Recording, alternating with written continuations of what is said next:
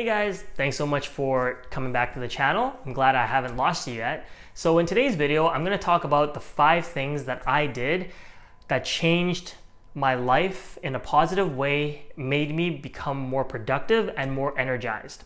And so the first thing that I did was I sold my unused items. So the main thing about that is I feel like when I have a lot of items, it just boggles me down that I feel like I'm not getting the value for that item that I paid for.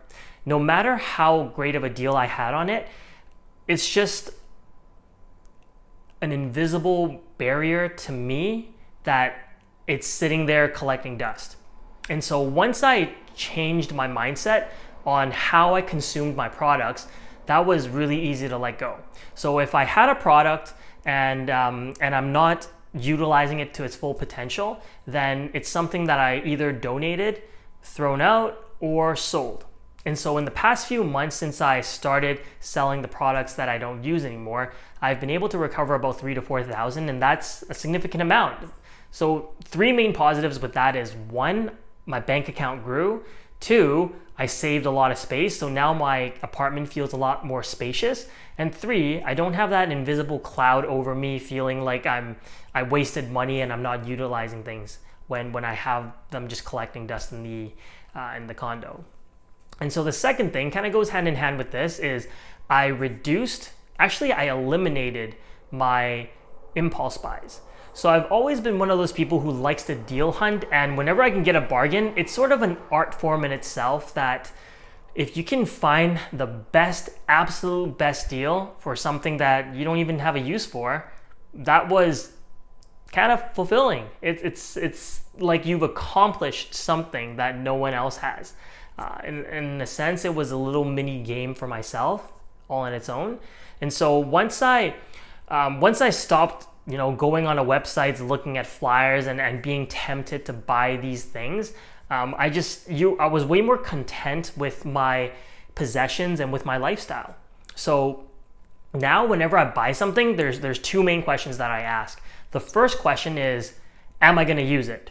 Okay, so if I'm going to use it, great. Okay, that's something you need to buy. So work clothing, that's one thing. Work apparel, if it's something that I really need, hands down, you still try to find a great deal, but hands down, there's no second guessing whether I need it or not. I'm going to need a couple dress shirts in the next little while, so that's hands down something I need.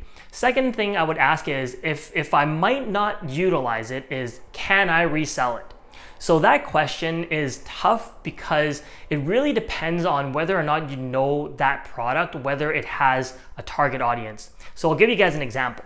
So if I was to buy a Samsung phone, I would be wary because they are selling at an absolute premium, but the market on reselling a Samsung phone is actually quite limited. The reason is because Samsung is sort of like they're trying to be at Apple's level, but the thing is that their phones don't retain the same resale value for whatever reason. Okay, maybe it's the lack of support for their phones, maybe it's just the hardware deteriorates sooner. Whatever the fact, Samsung phones, it's harder to retain the value. So if I was to buy a Samsung phone, it's something that's my daily driver. I'm absolutely going to use it 100%. On the flip side, I'm a huge BlackBerry fan, so I've had a few BlackBerry phones in the past few years. That is a phone, even if I don't use it, I would have no problem reselling it. So the reason for that, I think it's because there's still a very big diehard fan base for BlackBerry, for BlackBerry community. And once you realize that BlackBerry just doesn't manufacture their own phones anymore. So it's a supply and demand equation. And so there's more demand than supply, then you're not gonna have to worry about being able to resell your phone because there aren't that many ads, and it just makes each phone that much more valuable. So once you figure out, okay, 1, am I going to use it? 2, can I resell it? Then it just makes your purchase decision a lot easier. Okay. So number 3 was I reduced my consumption. And that's actually a very broad topic. So I'm not just talking about consumption with social media. There's also consumption with food, and also just consumption of like video games, social media, video games, and food. So the first one is with social media consumption. I don't use my Facebook anymore. I got rid of my Twitter. I've reduced my consumption on Instagram. I don't have TikTok. I don't use Snapchat. And the last social media consumption that I've reduced greatly is on WhatsApp. Now, you might be asking, WhatsApp isn't really a social media, but in a sense it is, because it's your networking platform, right? The one thing with WhatsApp that I've reduced is, I'm sure a lot of people have the same issue, is that you get invited into so many different chat groups, right?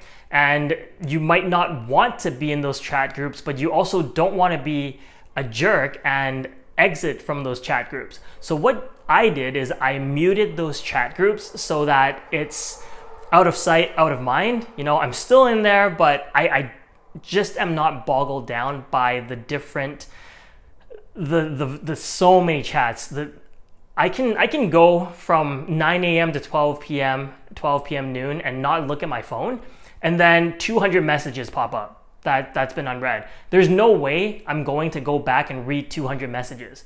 So once I muted the chats and then just, temporarily removed myself from the equation, I just felt a lot more free and a lot more productive, because I don't have this unnecessary urge to have to please everyone, to answer everything. And so that was one thing that I've greatly reduced in terms of my social media consumption.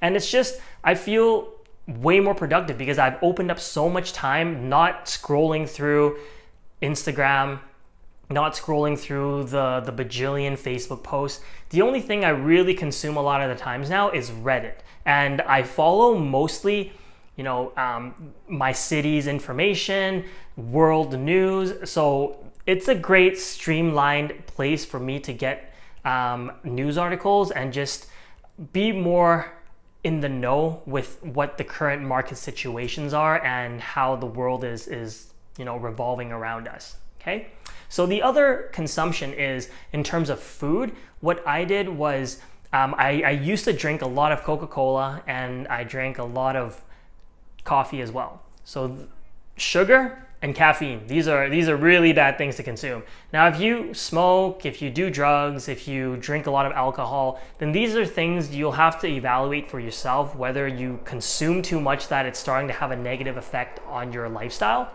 But with sugar and caffeine, it's something that I've always enjoyed consuming, but I also acknowledged at a certain point that it was really bad for my health and also just for my overall productivity.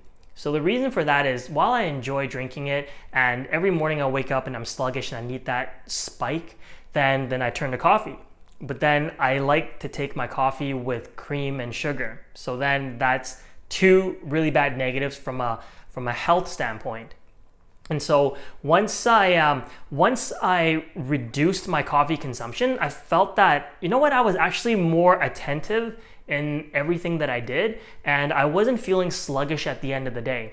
So it gave me more energy to do videos, read books, and things like that. And so that was huge.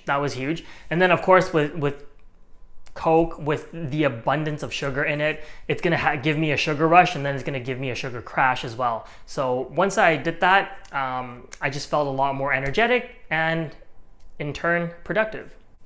Number 4, sticking to a consistent sleeping schedule. So for the past few months, I've really emphasized on sleeping from 11 p.m. to 6 a.m. and I've had a very positive experience sticking to this schedule and pattern.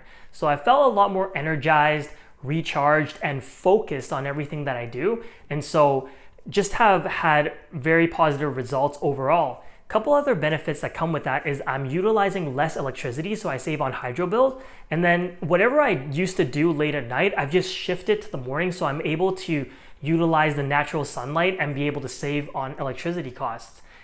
Now, the other benefit is that if I'm sleeping later at night, that means I could potentially get hungry, want to eat late at night. Now, instead of having your body relaxed, getting ready for bed, you're consuming food, unnecessary calories, and your body's working harder at the same time because it needs to digest that food. And now you're potentially pushing your sleeping time to even later at night. and it's just overall a very vicious cycle. And so try that for yourself and see from an energy standpoint whether it has a positive effect for you, because it definitely had a positive effect for me. Now, number 5 is something very simple. Everybody can do it. You know, whether you enjoy it or not, that's one thing, but it's something that I've consistently done since 2018, and that's reading books. So I'll have a separate video later on to highlight some of the books that I've read in the past few years that have had an enormous effect on my mindset, on the way I view certain things, and my analyzing of and critically thinking of different topics. So I'll have a separate video of that. But the critical thing about reading is that it allowed me to focus on building core skills compared to utilizing or wasting my time on unproductive activities. So prior to reading, I come home from work and I'm playing video games, I'm scrolling through YouTube, and just a bunch of time wasters. So once I started reading, I was like, hey, you know what? I'm actually gaining knowledge and insight on all these different topics. And I felt a lot more fulfilled because now I'm utilizing my time on productive activities compared to I played a video game, I had my fun, but what do I really get from that video game session? Really nothing. It's just an entertainment, right?